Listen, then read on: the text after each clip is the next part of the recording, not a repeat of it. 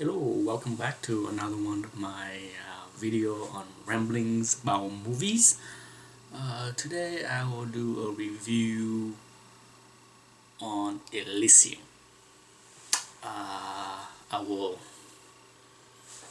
do non-spoiler for the first half of this video, and then I will warn that the next half will have spoilers in it, so it will give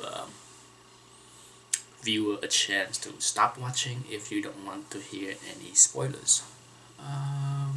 But before I can talk about Elysium, no doubt we should talk a little bit about the director, Neil Blomkamp. I think that's his name. And the previous movie that I saw was District 9. Now that I enjoy very much. District 9 to me was one of those really fantastic hidden gem that I think a lot of people didn't see for whatever reason. It was a low budget. It's shocking to understand that District 9 for a sci-fi movie with a fair amount of special effect in it was made for $30 million. That's really low by any standard of today, 5 years ago, or even 10 years ago. So, first of all, he was able to do it for such a low budget because, he used no-name star. Back then, Copley, the actor, I can't remember what his first name was cast as a lead actor for District 9, and then he used the same actor for Elysium.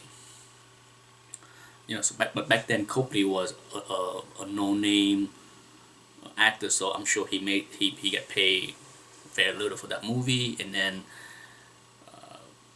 the rest of the cast was pretty much not A-list actors, but at least District 9 was very well made. I remember going to see that movie and walking out of it, I wanted to see the sequel. It's one of those few movies where the ending left you wanting more, and that was how I felt about District 9. And unfortunately, it has not been made as far as a sequel, and from what I heard on all the press about the director, it looked like he has no plan to make the sequel. After the success of that movie, of course, Hollywood came and want him to do bigger, better things. And for Elysium, they gave him 4 times the amount of money. So instead of $30 million, now he has a pretty decent budget, $130 million. It's time to go big. Okay, not Peter Jackson big, but now it's time to do something on a grander scale. And Elysium was his next project. The preview looked okay to me. It has that District 9 slump environment to it, so I was okay with it. I'm okay with Matt Damon. I'm okay with the casting as far as what I can see in the preview. Certainly I wouldn't put it as like, wow, a must-see movie for me for this summer, but I did finally get to see it, and I left the movie with a slight disappointment. I would give the movie a 2 out of 4, at best 2.25 out of 4, not 2.5 star out of 4. But I felt that it was okay. I think most people would probably enjoy watching it on Netflix DVD later, but I don't think it was a movie that I would, I definitely would not pay to see it again in a theater. What was the problem with the movie? I would say mostly the story, the script. It has a lot of holes. It has a lot of head scratching moment where, and I felt as a viewer saying to myself, why did they do it this way? That just can't be the way the story is gonna unfold. And then the acting, the actor was okay, but for what they were given to make the movie, I felt that was a big problem because there was very little character developments in this movie that make me care for just about all of the characters, because you don't really get to know the Matt Damon character that well. You don't get to know him enough to feel for him and to root for him to do the good things. And then the bad people were not all that bad. Sure, there was that one bad guy, and I will go more into him in the spoiler part of the review. But the Jodie Foster character was very underutilized, and that's where it left me wanting a lot more. I expected a lot more, and this is one of those movies where it was fairly short. I'm I don't think it was even 2 hours long. And it was one of those movies where I felt it could have been it easily 20-30 minutes longer to help develop the characters, the environment, and all of that, so that you're more engaged with the movies. But maybe it was shortened, or maybe the budget was not big enough to make it longer. I don't know the reason. All I know was when I watched that movie, I felt it was too short, too little. It's just missing a whole lot of stuff. Not enough meat on the bone for me to enjoy it like I hope I would. But overall, I the special effect was fine. The environment of the Earth was okay. The environment on Elysium was underdeveloped, in my opinion. I mean, we see very little of it, and it's just not enough, in my opinion. And I wish there was a lot more footage on Elysium to give you the vibe of how the well-to-do or the chosen few get to live the good life and enjoy the privilege. There was very little, if any, of that. So that was a big bummer for me, because we don't really get to see how wonderful Elysium is, while we see plenty of how bad current Earth is. So overall, that's my biggest gripe of this movie is just not enough of a lot of things. And to keep this video short, I will go on now to do the spoilers filled review. So if you do not want to hear any spoilers, thank you for watching. Okay, on with the spoilers filled review. It's hard for me to do this review without a lot of spoilers. First off, Matt Damon did a competent job in this movie. The biggest gripe I have is that there was just not enough character development in him to somehow make you want him to win, to make it to Elysium and to achieve his mission. There was just not enough in the script to make the viewers want that. And in the supporting cast, as far as the doctors and the little girl, I wish they did a lot more with that, in order to, make him want to sacrifice himself to save the girl. But he's the smallest problem of the movie. Believe it or not, even with all that lacking that I just talked about, I think he is the smallest problem of the movie.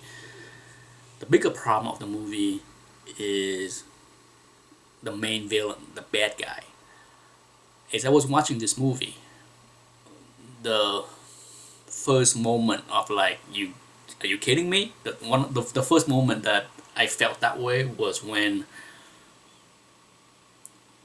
the few spaceship left Earth to try to make it to Elysium.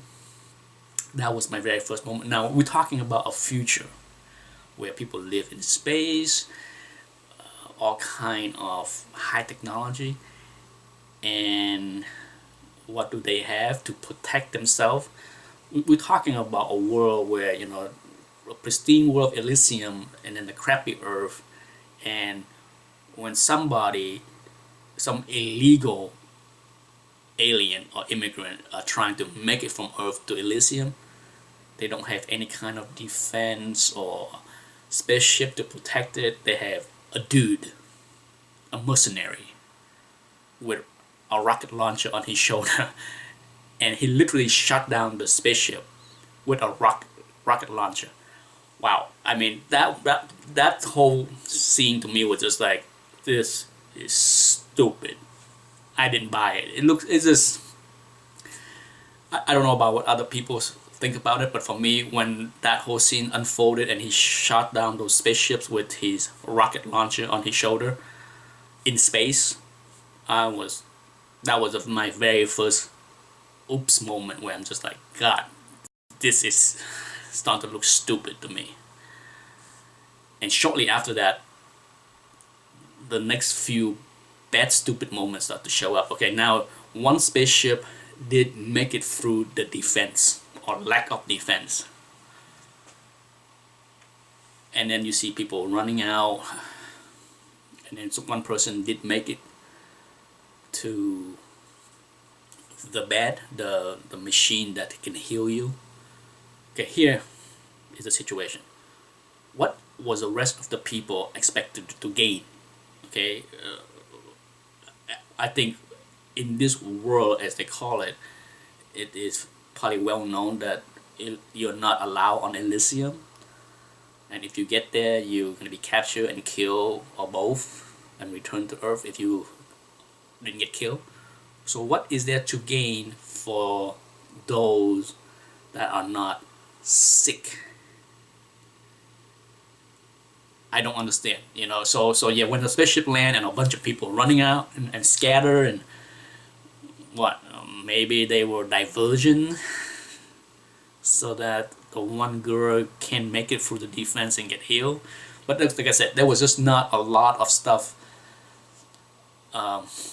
explained, so you kind of left to like wonder like, what the F are they think they're doing? Is this stupid? Because it's a suicide mission.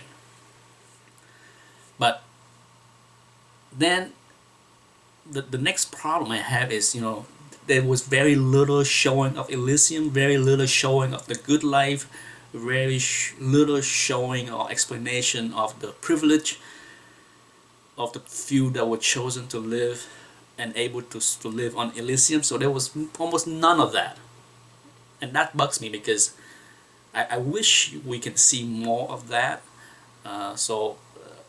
That was my complaint. And then the character of Jodie Foster, the head of security, she was okay, but there was just not enough there to hate her or to root for the good guy to win.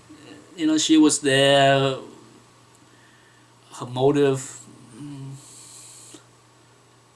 was that greed. You know, it's like I said, it's just not enough there for you to root against the villain.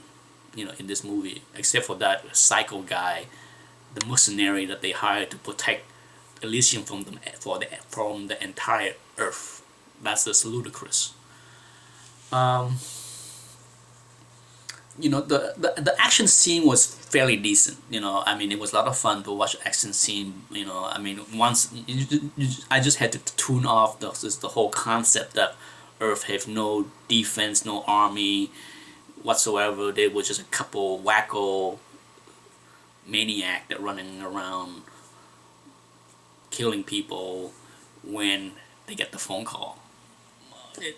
Like I said, it's I just can't buy into that concept that they're trying to build around. You know, like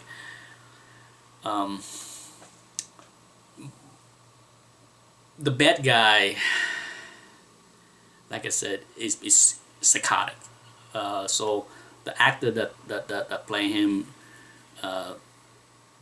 did his job. I mean, you definitely think that he's crazy and can do a lot of horrific things, and have no problem with that. But that whole sword wielding thing was just, come on. I have a problem with movie where, you know, you're talking about the future with all kind of weapons, and then he choose to use a sword. Perhaps it looked cool. Killing somebody with a sword is a lot more gruesome than a gun. But and then let's skip to the, and I can go on and crap up this movie all day long. So near the end, when Matt Damon, the mother, the doctor, and the daughter, and the three mercenary was on the spaceship to go to Elysium, because he basically make a deal to extract the data from his brain. What was there to gain from this psycho trying to disarm him of the grenade? That part failed to make any sense for me. So that was another one of those moments when you say, come on.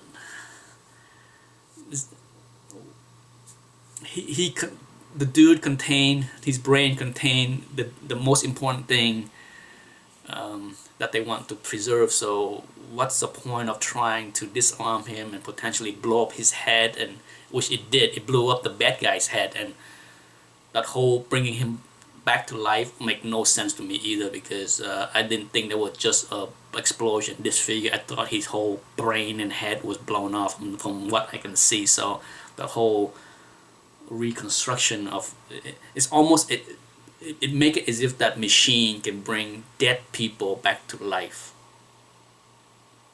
because from the way he was wounded or killed, I don't see how you can do that. But so that kind of left me wondering, like I said, it's oof, the more I talk about the movie with all the spoilers, the more I dislike it. Anyhow, thanks for watching the review. Let me know what you think of the movie. Like I said, you know, it was okay for me. I gave it 2 stars out of 4. But overall, I was pretty disappointed in a whole lot of this movie. Thanks for watching.